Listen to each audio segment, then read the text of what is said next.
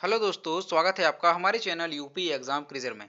दोस्तों, आज के वीडियो में हम 26 फरवरी से संबंधित उत्तर प्रदेश करंट अफेयर और इसके अलावा यूपी एग्जाम्स के लिए मोस्ट इंपॉर्टेंट करंट अफेयर के क्वेश्चंस को डिस्कस करेंगे और हर एक क्वेश्चन से रिलेटेड आपको फैक्ट भी बताएंगे। और वीडियो के अंत में हम आपसे एक क्वेश्चन भी पूछेंगे जिसका जवाब आपको कमेंट बॉक्स में देना है। और अगर आपको इसकी पीडीएफ डाउनलोड करनी है तो आप हमारे टेलीग्राम ग्रुप से इसकी पीडीएफ डाउनलोड कर सकते हैं। टेलीग्राम ग्रुप की लिंक आपको वीडियो के डिस्क्रिप्शन में मिल जाएगी। तो चलिए आज का वीडियो स्टार्ट करते हैं। पहला क्वेश्चन है, उत्तर प्रदेश की पहली वातानुकूलित फल मंडी कहाँ स्थापित की गई है? ऑप्शन नंबर ए है लखनऊ, बी है गोरखपुर, सी है प्रयागराज और डी है अयोध्या। तो इसका जो करेक्ट आंसर है वो है ऑप्शन नंबर ए लखनऊ। लखनऊ के मलिहाबाद में यूपी का पहला वातानुकूलित आम एवं फल मंडी खुलने जा रहा है, जिसका उद्घाटन जल्द ही मुख्यमंत्री योगी आदित्यनाथ करने वाले हैं। वहीं इसमें 5,000 मीट्रिक टन फल एवं आम रखने की क्षमता है। मंडी को बनाने में करीब 70 करोड़ रुपए की लागत आई है। इस मंडी में दूर दराज से आए किसानों को रुकने की व्यवस्था भी की गई है, जिसके लिए गेस्ट हाउस और कैफेटेरिया भी बनाया गया है। तो ये जो मंडी है इसकी क्षमता कितनी होगी? तो 5,000 मीट्रिक टन फल और आम रखने की क्षमता होगी। और इसे कहाँ पर बनाया जा रहा है? तो लखनऊ के मलिहाबाद में इसे बनाया जा रहा है और ये उत्तर प्रदेश का पहला वातानुकूलित आम एवं फल मंडी है। तो अब लखनऊ से संबंधित कुछ इंपॉर्टेंट क्वेश्चन देखते हैं जो एग्जाम्स में पूछे जाते हैं। तो लखनऊ किस नदी के किनारे स्थित है? लखनऊ गोमती नदी के किनारे स्थित है। और लखनऊ का एक जिला एक उत्पाद है चिकनकारी एवं जरी जरदोजी। लखनऊ में कांग्रेस के 3 अधिवेशन हुए हैं, 15वां, 32वां और 50वां अधिवेशन, जिसमें 32वां अधिवेशन मोस्ट इंपॉर्टेंट है। ये 1916 में हुआ था और इसमें मुस्लिम लीग से समझौता हुआ था। और 32वें अधिवेशन के अध्यक्ष कौन थे? तो अंबिका चरण मजूमदार 32वें अधिवेशन के अध्यक्ष थे। और 1857 के विद्रोह में लखनऊ से नेतृत्व किसने किया था? तो बेगम हजरत महल ने 1857 के विद्रोह में लखनऊ से नेतृत्व किया था। और लखनऊ में एक अंतर्राष्ट्रीय हवाई अड्डा है जिसका नाम है चौधरी चरण सिंह अंतर्राष्ट्रीय हवाई अड्डा। तो ये आपको लखनऊ से संबंधित है, याद रखना है। और लखनऊ को नवाबों का शहर कहा जाता है, ये लखनऊ का उपनाम है, ये भी एग्जाम्स में पूछा जाता है। और इसके और उपनाम है बागों का नगर और नजाकत नफासत का शहर, ये लखनऊ के उपनाम है। और लखनऊ से संबंधित क्वेश्चन पूछा जाता है एक कि आयुर्वेद रिसर्च सेंटर ये कहाँ पर है? तो ये लखनऊ में है, तो ये आपको याद रखना है। और लखनऊ के प्रमुख प्रसिद्ध स्थल कौन कौन से हैं? तो बड़ा इमामबाड़ा, छोटा इमामबाड़ा, रूसी दरवाज़ा, जामी मस्जिद और लखनऊ का रेजिडेंसी घंटाघर। तो ये लखनऊ के प्रसिद्ध स्थल हैं, तो ये भी आपको याद रखने हैं। अगला क्वेश्चन है, हाल ही में अंतर्राष्ट्रीय प्रतियोगिता के लिए जूडो प्रतिभागियों का चयन करने का जिम्मा किस विश्वविद्यालय को सौंपा गया है?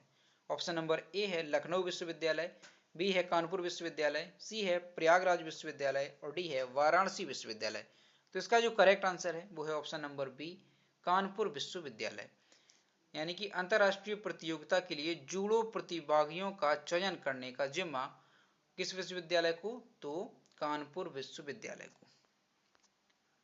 अंतर्राष्ट्रीय प्रतियोगिता के लिए जूडो प्रतिभागियों का चयन करने का जिम्मा कानपुर विश्वविद्यालय को सौंपा गया है, यानी छत्रपति साहू जी महाराज यूनिवर्सिटी को ये जिम्मेदारी दी गई है। अगला क्वेश्चन है, हाल ही में चर्चित राजमहल आवास किस जिले में स्थित है? ऑप्शन नंबर ए है कानपुर, बी है मेरठ, सी है बलिया और डी है लखीमपुर खीरी। तो इसका जो करेक्ट आंसर है वो है option number D Lakhimpur Kheri. Uttar Pradesh के लखीमपुर खीरी जिले में डीएम आवास राजमहल है।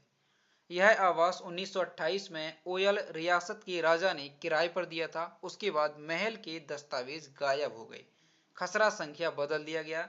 आखिरकार आरटीआई के खुलासे के बाद राज परिवार को मालिकाना हक मिला है। तो दोस्तों ये जो घटना है ये कहाँ की है? तो ये लखीमपुर खीरी डिस्ट्रिक्ट की है, जहाँ पर जो डीएम आवास है वो एक राजमहल है और इसे 1928 में ओयल रियासत के राजा ने किराए पर दिया था और उसके बाद इस महल के दस्तावेज गायब हो गए, खसरा संख्या भी खो गई। तो इसके बाद लेकिन आरटीआई के खुलासे के बाद उस राज परिवार को इसका मालिकाना हक मिला है, तो इसलिए ये चर्चा में है। तो ये आपको याद रखना है कि ये लखीमपुर खीरी में स्थित है। ठीक है, अब लखीमपुर खीरी से संबंधित कुछ इंपॉर्टेंट क्वेश्चन देखते हैं जो कि एग्जाम्स के लिए मोस्ट इंपॉर्टेंट रहेंगे। तो लखीमपुर खीरी की नदियां कौन सी हैं? तो शारदा नहर ये लखीमपुर खीरी में है। और लखीमपुर खीरी का प्रसिद्ध मेला कौन सा है? तो गोला गोकर्णनाथ, ये लखीमपुर खीरी का प्रसिद्ध मेला है। और लखीमपुर खीरी में परियोजनाएं कौन सी हैं? तो शारदा नहर परियोजना, ये लखीमपुर खीरी में है। और लखीमपुर खीरी में बांध है एक, कौन सा? शारदा बांध, तो ये भी आपको याद रखना है। और लखीमपुर खीरी के प्रसिद्ध स्थल कौन कौन से हैं? तो शिव मंदिर है, लिलोटी नाथ मंदिर है, मेढक मंदिर है, सूरत भवन महल है, गुरुद्वारा कोड़ीवाल, छठ साहिब। तो ये लखीमपुर खीरी में प्रसिद्ध स्थल हैं लखीमपुर खीरी के। तो दोस्तों ये चीजें आपको लखीमपुर खीरी से संबंधित याद रखनी है। अगला क्वेश्चन है, कौन सा राज्य सस्ती बिजली देने के लिए 12,500 करोड़ रुपए की सब्सिडी दे रही है? ऑप्शन नंबर ए है पंजाब, बी है पश्चिम बंगाल, सी है कर्नाटक और डी है उत्तर प्रदेश। तो इसका जो करेक्ट आंसर है वो है option number D, Uttar Pradesh. राज्य के किसानों और गरीबों को सस्ती बिजली देने के लिए योगी सरकार पावर कॉरपोरेशन को 12,500 करोड़ रुपए की सालाना सब्सिडी दे रही है। केंद्र सरकार के सहयोग से राज्य सरकार किसानों को बिजली 7.5 रुपए प्रति यूनिट की बिजली को 1.20 रुपए प्रति यूनिट और गरीब परिवारों को 100 यूनिट तक बिजली 3 रुपए प्रति यूनिट में दे रही है। भरपूर बिजली नहीं मिलने के कारण किसानों को खेतों की सिंचाई के लिए डीजल पर निर्भर रहना पड़ता था, जिससे उनका खर्चा 25 रुपए प्रति यूनिट पर आता था।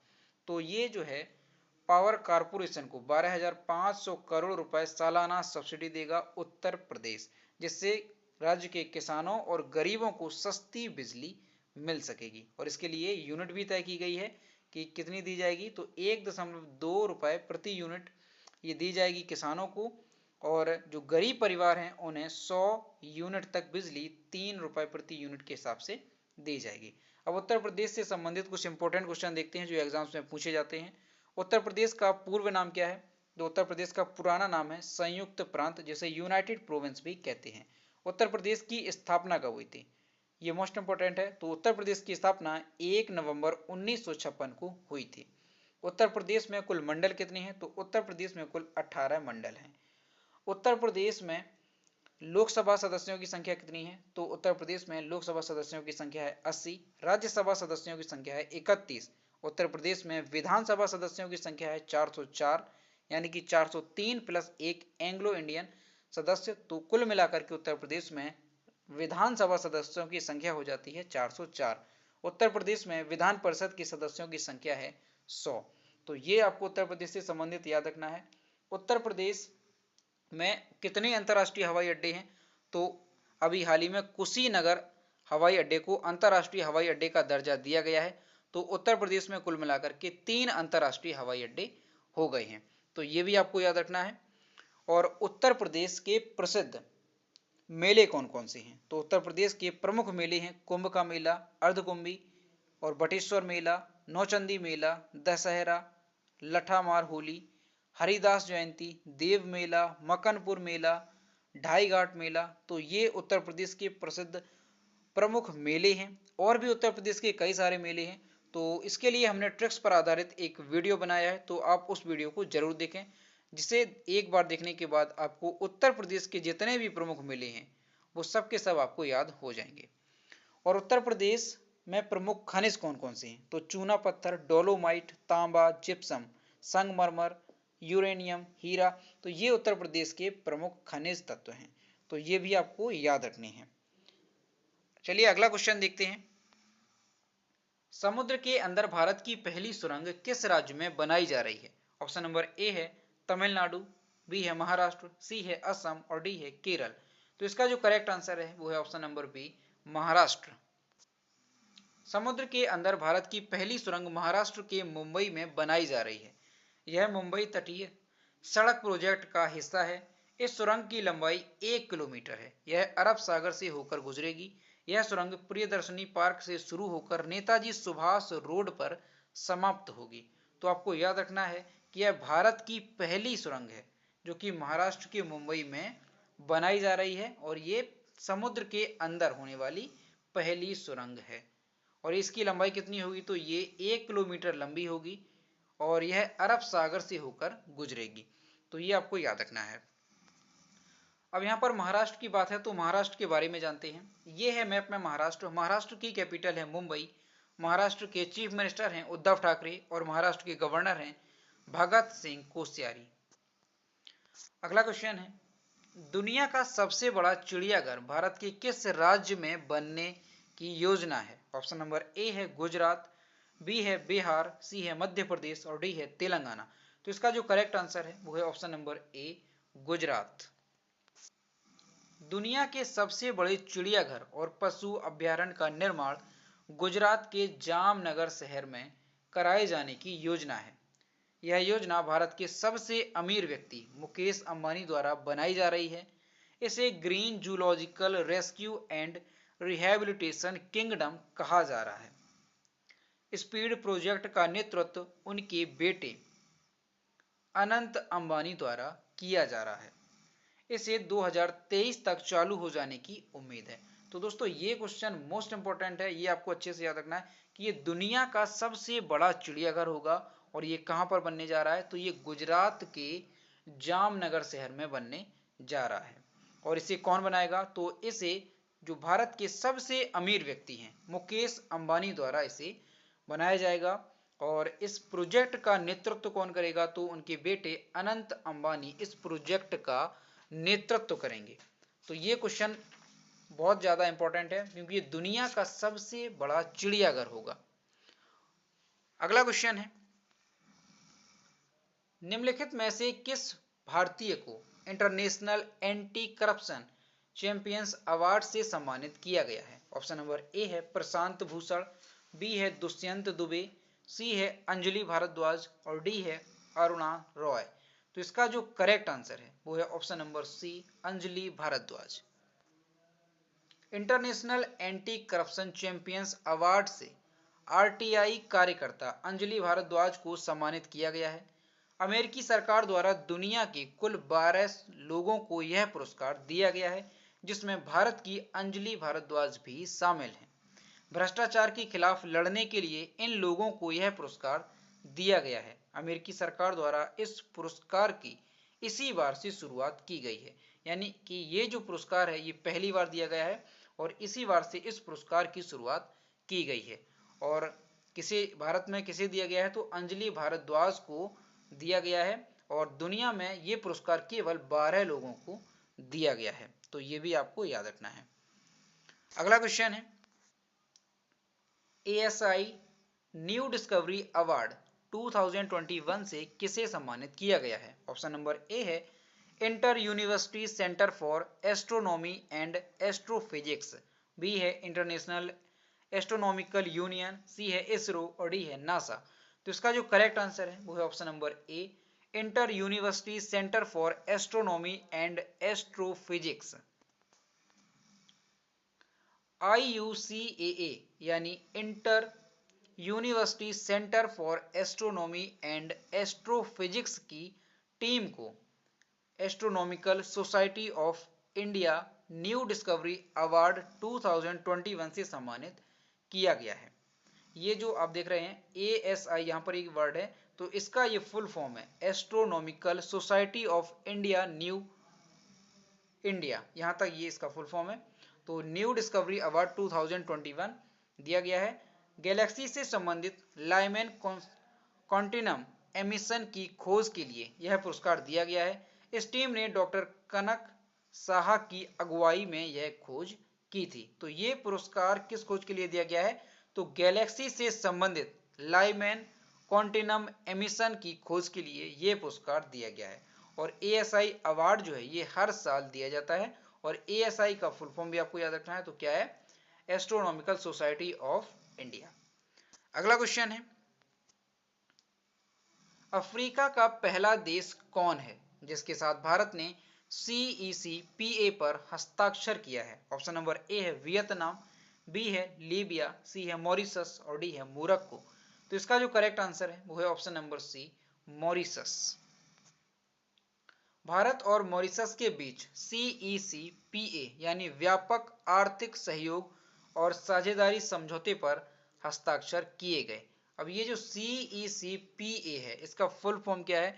तो इसका फुल फॉर्म है तो comprehensive economic cooperation and partnership agreement, इसका फुल फॉर्म है। और इसे हिंदी में क्या कहेंगे? व्यापक आर्थिक सहयोग और साझेदारी समझौता। ठीक है, इसे हिंदी में ये कहेंगे। इस समझौते के तहत भारत के टेक्सटाइल, कृषि उत्पाद सहित 310 वस्तुओं को मॉरिशस के बाजारों में एवं वहीं मॉरिशस के फल, चीनी, मेडिकल एवं सर्जिकल उपकरण सहित 615 वस्तुओं को भारत के बाजारों में प्राथमिकता दी जाएगी। भारत के विदेश मंत्री श्री एस जयशंकर की मॉरिशस यात्रा के दौरान इस समझौते पर हस्ताक्षर किया गया है।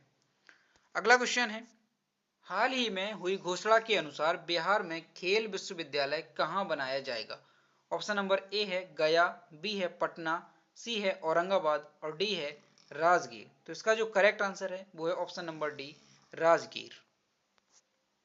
बिहार के राजगीर में एक स्पोर्ट्स यूनिवर्सिटी यानी खेल विश्वविद्यालय बनाया जाएगा। राज्य में खेल को प्रोत्साहन देने के मकसद में यह विश्वविद्यालय बनाया जा रहा है। तो आपको याद रखना है कि स्पोर्ट यूनिवर्सिटी बिहार की कहां पर? तो राजगीर में ये बनाया जाएगा। तो दोस्तों ये थे 26 फरवरी से संबंधित उत्तर प्रदेश करंट अफेयर और इसके अलावा यूपी एग्जाम्स के लिए मोस्ट इंपोर्टेंट करंट अफेयर के क्वेश्चंस जो कि हमने डिस्कस किए। अब हम देखते हैं पिछले वीडियो का क्वेश्चन जो हमने आपसे पूछा था। तो ये है कल के वीडियो का क्वेश्चन जो हमने आपसे पूछा था, फरवरी 2021 में सर्वश्रेष्ठ अभिनेता के लिए दादा साहेब फाल्के पुरस्कार किसे मिला?